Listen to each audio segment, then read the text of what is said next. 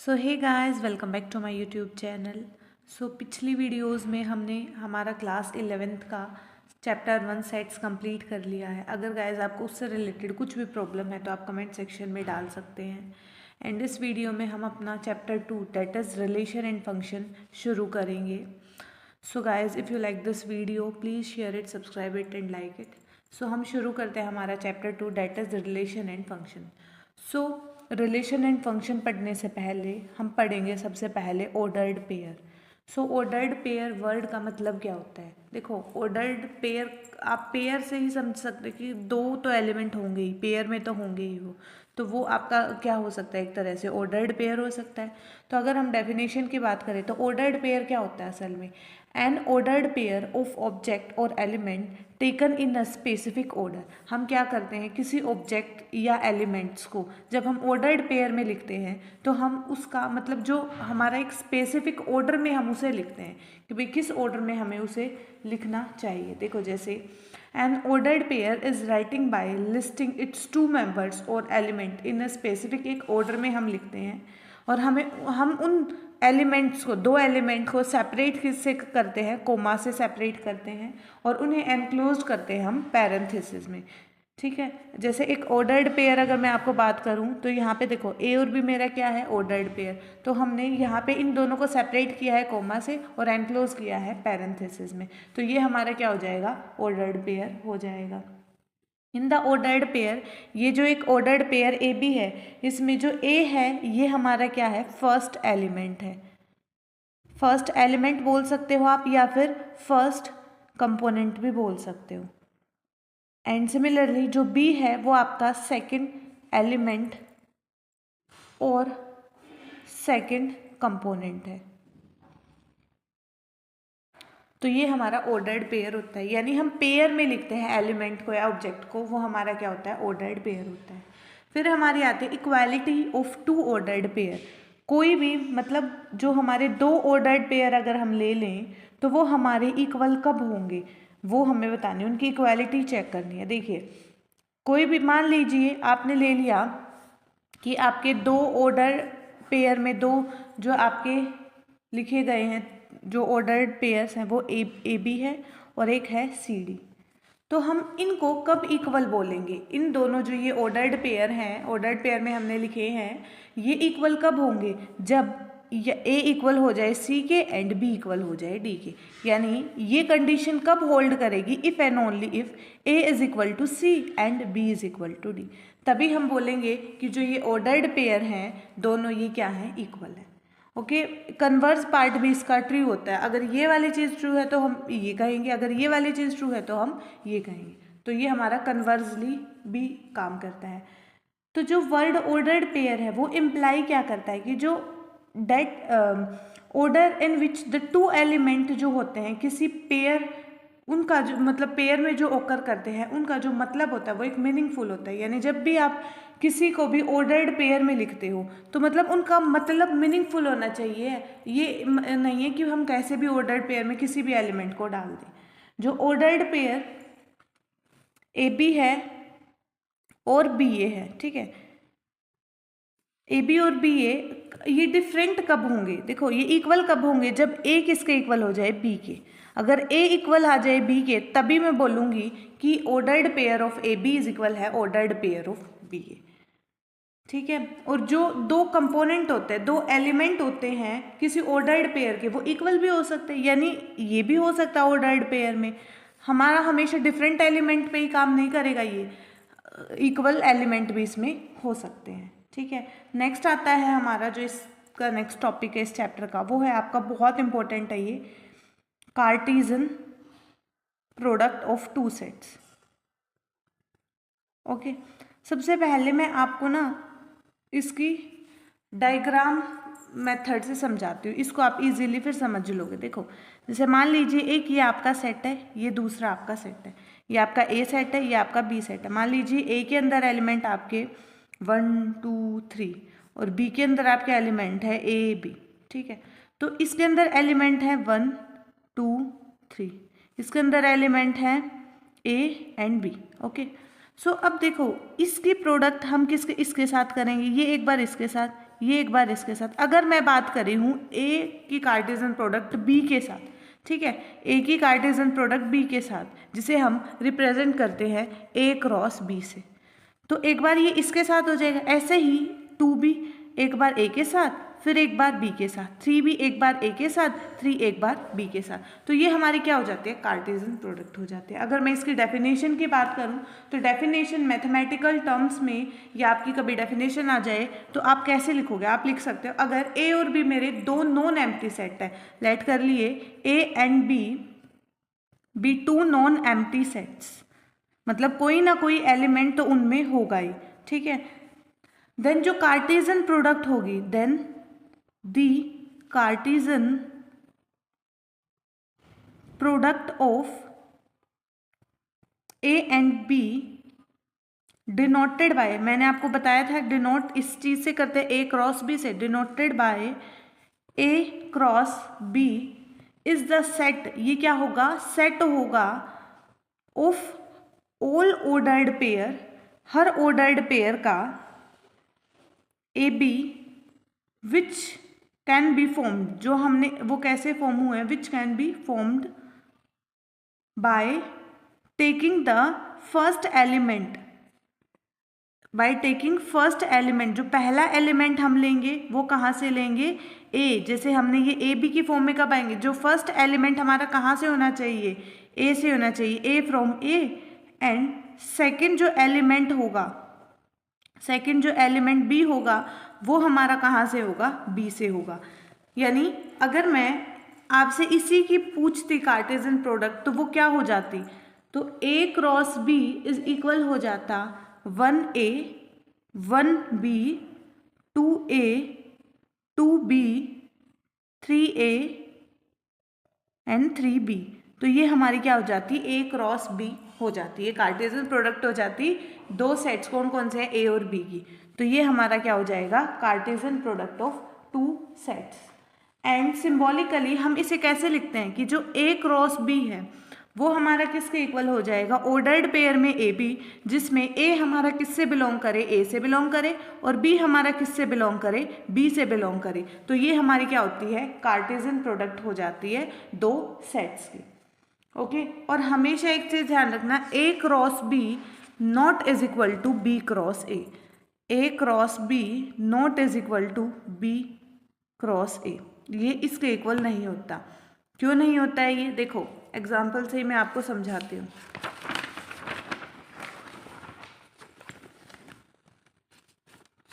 जैसे ए के अंदर हमारे पास एलिमेंट है 1 2 एंड बी के अंदर एलिमेंट है 3 4।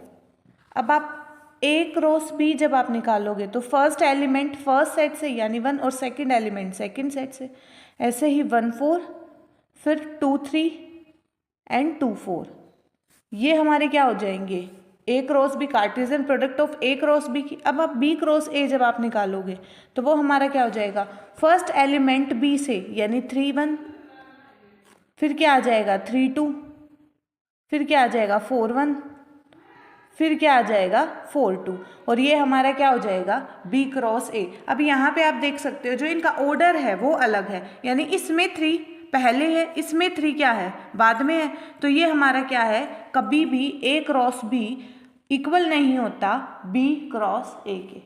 ओके, और यहाँ पे आप देख सकते हो जो नंबर ऑफ एलिमेंट है हमारे ए क्रॉस बी में वो इक्वल है number of element in B cross A, जैसे 1 2 3 4, यानी जो number of element in A cross B वो कितने हैं 4, और जो number of element in B cross A वो भी कितने हैं 4, तो number of element in A cross B is equal होता है number of element in B cross A, वो हमारा क्या होता है, इक्वल होता है। ठीक है, अगर number of element in A cross B, देखो number of element in A cross B किसके भी इक्वल होता है, number of element in A multiply number of element in B. आप यही एग्जांपल दे सकते हो, ए क्रॉस बी में कितने एलिमेंट है 4, और number of element in A कितने हैं 2, और number of element in B कितने हैं 2, तो हमारे पास कितने आ जाएंगे ये 4, तो number of element in A cross B किसके इक्वल होता है, number of element in A multiply number of element in B. तो ये चीज़ भी आपको ध्यान रखनी है। फिर आता है हमारे पास graphical representation of A cross B, मतलब आप ग्राफ पे कैसे रिप्रेजेंट कर सकते हो इस चीज़ को। कई बार क्या आ जाता है, जैसे ग्राफ की मदद से भी आप इजीली कर सकते हो। जैसे अगर मैं इसी को रिप्रेजेंट करती ग्राफ पे, तो ये आपका ओरिजिन है, यहाँ पे 1 पॉइंट है, यहाँ पे 2, यहाँ पे 3, सॉरी यहाँ पे 1, यहाँ पे 2, यहाँ पे 3 एंड यहाँ पे 4। ओके, सो देखिए 1 और 3, तो 1 और 3 ये हमारे पास क्या आ गया पॉइंट, 1 3 ये वाला पॉइंट है, ठीक है। और यहाँ पे फिर इन्होंने बोला 1 4, 1 4 ये वाला पॉइंट हो जाएगा। फिर 2 2 3 हो जाएगा, यानी यहाँ पे हो जाएगा ये 2, या आप ऐसे लिख दो इसको 2 3, एंड फिर क्या है आपका 2 4। तो ये हमारा क्या है, ग्राफिकल रिप्रेजेंटेशन है ये किसका, ए क्रॉस बी का।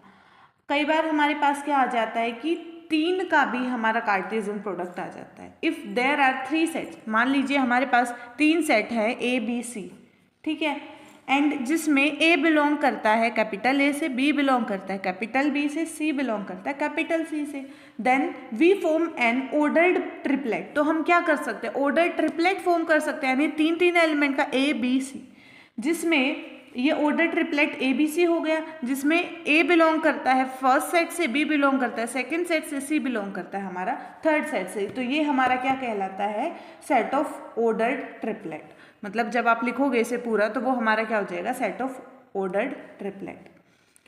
इसके बाद हमारे कुछ रिजल्ट्स हैं जो आपको याद रखने हैं हमारे कार्टेशियन प्रोडक्ट से रिलेटेड। देखिए जो फर्स्ट रिजल्ट है वो क्या बोलता है, ए क्रॉस बी यूनियन सी किसके इक्वल होगा। हम क्या करेंगे, इन्हें अलग अलग करके लिख लेते हैं, ए क्रॉस बी का यूनियन ए क्रॉस सी के साथ। आप ऐसे भी याद रख सकते हो, जैसे मल्टीप्लाई जब हम करते हैं तो अंदर जैसे मान लीजिए ये ए इंटू बी प्लस सी है, तो यानी ए इंटू बी प्लस ए इंटू सी ऐसे लिखते हैं, तो हमने ये भी क्या लिख दिया, ऐसे ही लिख दिया। तो A cross B union C is equal हो जाएगा A cross B union A cross C. Second जो रिजल्ट है आपका वो है ए क्रॉस, फिर हमारा इंटरसेक्शन के लिए जैसे यूनियन के लिए है वैसे ही सेम हमारा इंटरसेक्शन के लिए, A cross B intersection A cross C. Similarly आप इसी रिजल्ट की मदद से इसे भी आप इजीली लर्न कर सकते हैं। फिर नेक्स्ट हमारा आता है जो थर्ड है इसका, वो है हमारा ए क्रॉस बी डिफरेंस सी। डिफरेंस के बारे में मैंने आपको बता दिया है क्या होता है, बी डिफरेंस अगर हमें निकालना है तो ऐसे एलिमेंट बी में जो सी में नहीं है वो हमारे क्या हो जाते हैं, बी डिफरेंस ही हो जाता है।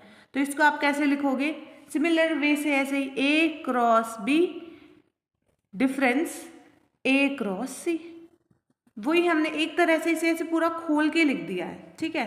तो ये हमारा क्या हो जाएगा, इसका डेरिवेशन। नेक्स्ट देखिए, नेक्स्ट हमारी है ए क्रॉस बी का इंटरसेक्शन सी क्रॉस डी के साथ, वो क्या हो जाएगा आपका ए का इंटरसेक्शन तो सी के साथ और क्रॉस बी का इंटरसेक्शन डी के साथ। तो ये हमारा रिजल्ट है क्या है, ए क्रॉस बी का इंटरसेक्शन सी क्रॉस डी के साथ क्या हो जाएगा, A intersection C cross B intersection D, यानी फर्स्ट का फर्स्ट के साथ, सेकंड का सेकंड के साथ। तो ये हमारा क्या हो गया, इसका आंसर हो गया। नेक्स्ट देखिए, नेक्स्ट है हमारा, अगर इफ, देखो ये भी एक तरह से इफ की कंडीशन है, ए कंटेंड है बी में एंड सी कंटेंड है डी में, ए कंटेंड है बी में, सी कंटेंड है डी में, देन जो हमारी इसकी कार्टेशियन प्रोडक्ट होगी ए क्रॉस सी की कार्टेशियन प्रोडक्ट वो कंटेंड हो जाएगी बी क्रॉस डी में, ठीक है। यानी अगर ए कंटेंड है बी में, सी कंटेंड है डी में, देन अगर मैं कार्टेशियन प्रोडक्ट ले लूंगी ए और सी की तो वो हमारी कंटेंड हो जाएगी बी में, बी क्रॉस डी में। Okay, next is A cross B complement union C complement का कॉम्प्लीमेंट, ये किसके इक्वल होगा? देखिए क्या है ये, ए क्रॉस बी कॉम्प्लीमेंट का यूनियन सी कॉम्प्लीमेंट के साथ और इस पूरी ब्रैकेट का भी कॉम्प्लीमेंट किसके इक्वल हो जाएगा? A cross B intersection A cross C. बहुत सिंपल सा रिजल्ट है, कॉम्प्लीमेंट का कॉम्प्लीमेंट है तो वापस वही आना है हमारा। जैसे ए के कॉम्प्लीमेंट का कॉम्प्लीमेंट क्या होता था? ए ही होता था, तो ये भी ऐसे ही है। तो A cross B complement union C complement का complement is equal to A cross B intersection A cross C. Next हमारा इंटरसेक्शन के लिए है। जैसे बस यहाँ पे यूनियन है तो ये इंटरसेक्शन होगा, ऐसे ही अगर इंटरसेक्शन आएगा तो हमारे पास क्या हो जाएगा? यूनियन। तो A cross B complement intersection C complement का कॉम्प्लीमेंट इज इक्वल हो जाएगा ए क्रॉस बी। अब यहाँ पे क्या था? इंटरसेक्शन था, तो क्या हो जाएगा यहाँ पे? यूनियन ए क्रॉस सी। तो ये हमारे कुछ रिजल्ट से कार्टेशियन प्रोडक्ट ऑफ 2 सेट्स या 3 सेट्स से रिलेटेड जो आपको याद रखने हैं, जो आपको बहुत ही हेल्प करेंगे क्वेश्चंस को सॉल्व करने में।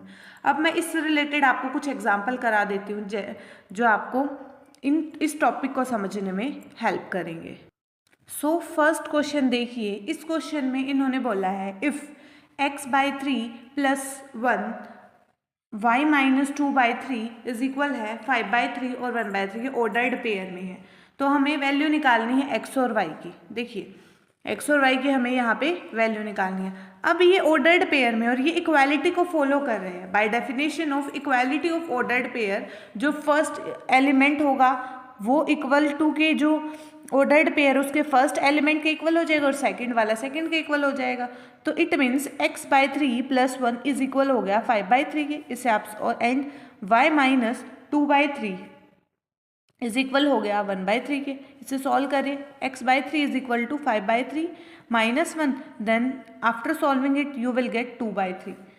सो x की वैल्यू क्या आ गई? 2/3 और ये डिवाइड में उस साइड जाके मल्टीप्लाई हो जाएगा, तो ये क्या हो गया? 2। तो x की वैल्यू आ गई 2। Similarly y is equal to, जब ये राइट हैंड साइड जाएगा तो ये क्या हो जाएगा? Positive, then you will get 1, so y is equal to 1। So हमारे पास x की और y की वैल्यू आ गई, x की वैल्यू हमारे पास 2 आ गई, y की वैल्यू हमारे पास 1 आ गई।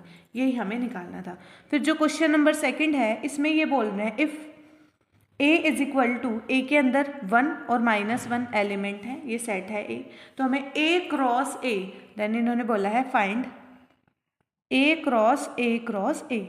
तो हमें क्या करना है? ये कार्टेशियन ऑफ ट्रिपलेट्स निकालनी है एक तरह से। तो a cross a is equal हो जाएगा 1 - 1 क्रॉस 1 - 1 क्रॉस 1 - 1।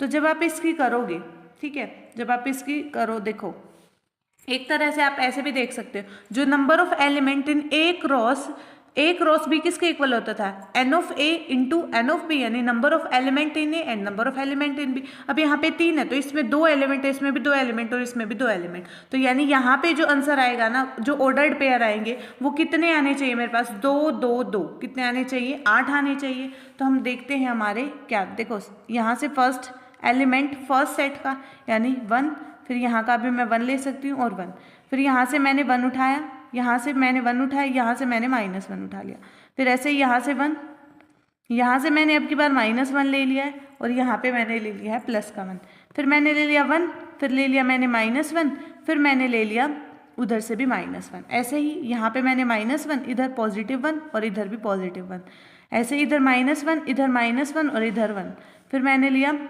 -1, फिर इधर से मैंने लिया +1, लास्ट वाले से नेगेटिव, यहाँ से फिर मैंने ये भी नेगेटिव ले लिया फर्स्ट वाले सेट से भी, सेकंड वाले से भी और थर्ड वाले से भी। तो अब हम देखते हैं 1 2 3 4 5 6 7 8, तो ये हमारे पास क्या आ गए? 8 एलिमेंट आ गए ना इस सेट में। तो ये हमारी क्या हो जाएगी? इसकी कार्टेशियन प्रोडक्ट हो जाएगी।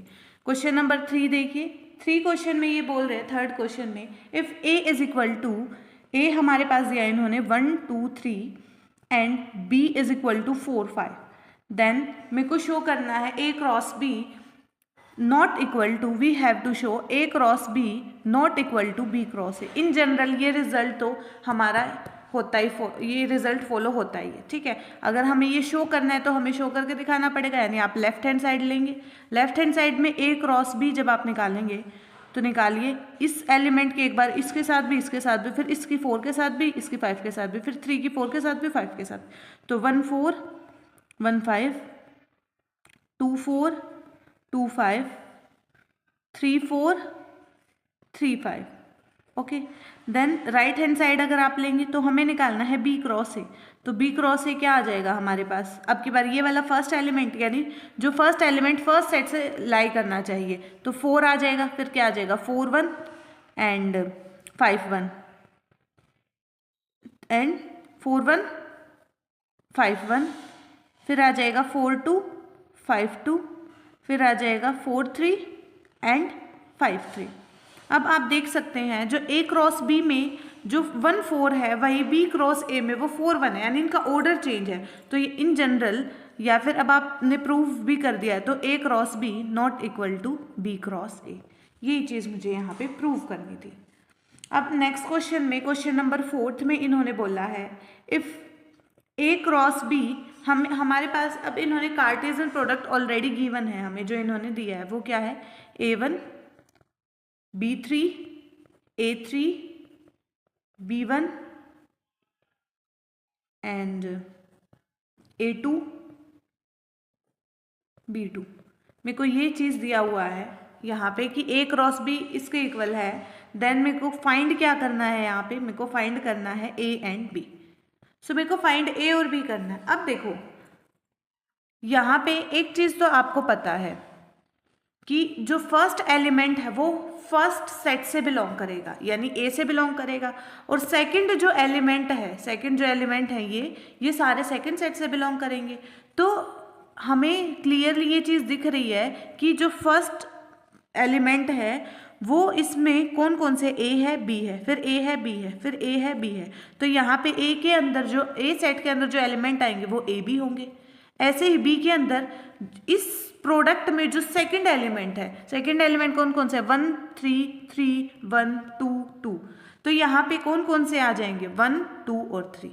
तो हमारे पास B सेट के अंदर जो एलिमेंट है वो है 1 2 3 एंड A सेट के अंदर एलिमेंट है AB। सो नेक्स्ट क्वेश्चन में ये बोल रहे हैं let A is equal to 1 2 3 4 and S is equal to AB, जिसमें A और B दोनों ही हमारे A सेट से बिलोंग करते हैं, और एक कंडीशन और इन्होंने दी है, वो है क्या, A डिवाइड्स B, यानी A किसको डिवाइड करता है, B को डिवाइड करता है। राइट S एक्सप्लिसिटली, यानी मेरे को पूरा जो S है वो क्लियरली लिख के दिखाना है कि भाई ये तो ऐसे किस फॉर्म में दे दिया है मेरे को, एक तरह से कौन सी फॉर्म है ये, हमारी सेट बिल्डर फॉर्म है ये, है ना, सेट बिल्डर फॉर्म में दे दिया, तो हमें ये पूरा खोल के लिखना है। तो देखो यहाँ पे इन्होंने एक हिंट दिया है हमें कि A डिवाइड करता है B से, B को डिवाइड करता है A, एंड A और B दोनों ही हमारे सेट A से बिलोंग करते हैं, यानी 1 2 3 4 इन्हीं में से हो सकते हैं और कोई नहीं हो सकते। तो S के अंदर देखो क्या क्या होगा, S के अंदर A B ऑर्डर्ड पेयर में बोला इन्होंने। अब A डिवाइड करता है B को, यानी देखो 1 1 हमेशा, 2 2 ये भी हो जाएगा, इसमें 3 3 ये भी हो जाएगा, 4 4 ये भी हो जाएगा। अब A डिवाइड करता है B को, A डिवाइड करता है B को, तो 1 तो सबको डिवाइड करेगा, है ना, तो 1 2 हो जाएगा, 1 3 हो जाएगा एंड 1 4 हो जाएगा, एंड 2 भी किसको डिवाइड करेगा, 4 को डिवाइड करेगा, तो ये भी हमारा इसका क्या हो जाएगा, एक एलिमेंट हो जाएगा। तो ये हमने ऑर्डर्ड पेयर में S को पूरा खोल के क्लियरली लिख के दिखा दी, यही चीज़ इन्होंने यहाँ पे हमें बोला था। नेक्स्ट देखिए क्वेश्चन नंबर 6। नेक्स्ट क्वेश्चन में ये बोल रहे हैं if A is equal to AB, B is equal to 2 3 5 6 7 and C is equal to 5 6 7 8 9। फिर इन्होंने बोला है find A cross B intersection C, A cross B intersection C। वैसे मैंने आपको इसके लिए फॉर्मूला बताया था, A cross B intersection C किसके इक्वल होता था, A cross B intersection A cross C, लेकिन हम डायरेक्ट भी निकाल सकते हैं। सबसे पहले हमें निकालना है B इंटरसेक्शन C, यानी कॉमन एलिमेंट B और C में से कौन कौन से आ जाएंगे। अब यहाँ पे अगर मैं कॉमन एलिमेंट की बात करूँ तो कौन कौन से है, 5 है, 6 और 7, तो 5 6 7 यहाँ पे कॉमन एलिमेंट आ गए। फिर इन्होंने बोला A cross B intersection C हमें निकालना है। ए की वैल्यू हमारे पास ए बी है, ए के अंदर एलिमेंट्स, और इसकी कार्टेशियन प्रोडक्ट 5 6 7 के साथ। तो हम करेंगे तो फर्स्ट एलिमेंट फर्स्ट सेट से, सेकंड एलिमेंट सेकंड से, तो यह आ जाएगा A5 A6 A7, ऐसे ही B5 B6 एंड B7। तो ये हमारी इसकी कार्टेशियन प्रोडक्ट हो जाएगी। नेक्स्ट देखिए question number 7। So question number 7 में इन्होंने बोला है if A is equal to 3 4 6, हमारे पास A सेट के अंदर जो एलिमेंट है वो है 3 4 6 and B is equal to 1 3 and C is equal to 1 2 6। Then मेरे को इसमें फाइंड आउट क्या करना है, A डिफरेंस B मेरे को फाइंड करना है, A difference B Cartesian product A difference C के साथ। सबसे पहले हम A डिफरेंस B निकालेंगे। देखो A डिफरेंस B क्या हो जाएगा, हमारे वो एलिमेंट A के जो B के अंदर नहीं है। तो कौन से एलिमेंट नहीं है यहाँ पे, 4 6 नहीं है। ऐसे ही A डिफरेंस C क्या आ जाएगा हमारे पास, 3 आ जाएगा और 4 आ जाएगा। ठीक है, अब इन्होंने बोला है A डिफरेंस B की Cartesian product A difference C के साथ, तो वो अब हम निकाल देंगे। वो क्या आ जाएगी, देखिए A डिफरेंस B की यानी 4 और 6 की कार्टेशियन प्रोडक्ट 3 और 4 के साथ। तो ये हमारे पास आ जाएगी 4 और 3 4 4 एंड 6 3 एंड 6 4। तो ये हमारी इसकी कार्टेशियन प्रोडक्ट हो जाएगी। क्वेश्चन 8 देखिए, क्वेश्चन 8 में हमें वेरीफाई करके दिखाना है क्या जो मैंने आपको रिजल्ट्स बताए थे वो ट्रू है या नहीं। तो देखो इन्होंने दिया है if A is equal to AD and B is equal to BCE and C is equal to BCF, then verify मेरे को क्या करना है, वेरीफाई मेरे को करना है A cross B difference C is equal होगा A cross B difference A cross C। तो मेरे को ये चीज़ यहाँ पे फाइंड आउट करनी है। सबसे पहले मैं लेफ्ट हैंड साइड लेके चलती हूँ। लेफ्ट हैंड साइड में मेरे को चाहिए B डिफरेंस C, ठीक है, तो B डिफरेंस C हम निकाल लेते हैं। B डिफरेंस C हमारे पास क्या आ जाएगा, यहाँ पे कौन से एलिमेंट हैं जो B के जो C के अंदर नहीं है, कौन कौन से है वो, E है, E ही एक ऐसा एलिमेंट है जो नहीं है। और अब A cross B difference C हम निकालते हैं। A के अंदर एलिमेंट AD है और इसका कार्टेशियन प्रोडक्ट E के साथ, तो ये हो जाएगा AE एंड DE। सो ये हमारी आ जाएगी लेफ्ट हैंड साइड। सिमिलरली आप जब राइट हैंड साइड निकालोगे तो राइट हैंड साइड में सबसे पहले मेरे को चाहिए A cross B। So A cross B आप निकालिए। A क्रॉस B आपका क्या आ जाएगा, कार्टेशियन प्रोडक्ट A की B के साथ, तो करिए, ये आ जाएगी आपकी AB AC AE and DB DC and DE। तो ये हमारी क्या हो जाएगी, इसकी कार्टेशियन प्रोडक्ट। सिमिलरली आप A क्रॉस C की निकालोगे। A क्रॉस C की क्या आ जाएगी, AB AC AF AB AC and AF। Okay, फिर आ जाएगी D DB DC and DF, ये हमारी आ जाएगी। फिर इन्होंने बोला है हमें इनका डिफरेंस निकालना है, A क्रॉस B का डिफरेंस A क्रॉस C के साथ। अब इस ऐसे एलिमेंट जो A क्रॉस C से मतलब A क्रॉस B में नहीं है, A क्रॉस C के वो एलिमेंट कौन कौन से नहीं है, अगर हम देखें तो यहाँ पे हमारे पास A और E ऑर्डर्ड पेयर में ये नहीं है इसमें, और हमारे पास कौन सा नहीं है, D और E हमारे पास नहीं है। तो ये हमारे आ जाएंगे A E एंड DE। तो आप देख सकते हैं लेफ्ट हैंड साइड में भी हमारे पास यही आए थे और राइट हैंड साइड में भी हमारे पास यही आ गए। तो लेफ्ट हैंड साइड किसके इक्वल हो गई, आपकी राइट हैंड साइड के, और यही चीज़ हमें यहाँ पे प्रूव करनी थी। So next question is if A is equal to 1 2 3, B is equal to 2 3 4 and C is equal to 1 3 4 and D is equal to 2 4 5, then verify करना है, we have to verify A cross B intersection C cross D is equal to A intersection C cross B intersection D. ये result था, इसे ही हमें क्या करना है, verify करना है। देखिए लेफ्ट हैंड साइड हम लेके चलते हैं। लेफ्ट हैंड साइड है हमारे पास A cross B intersection C cross D. अब हमें सबसे पहले ए क्रॉस बी चाहिए, तो ए क्रॉस बी हमारे पास क्या आ जाएगा, इधर देखिए ये आ जाएगा 1 2 1 3 1 4 एंड देन 2 2 2 3 2 4 3 2 3 3 एंड 3 4।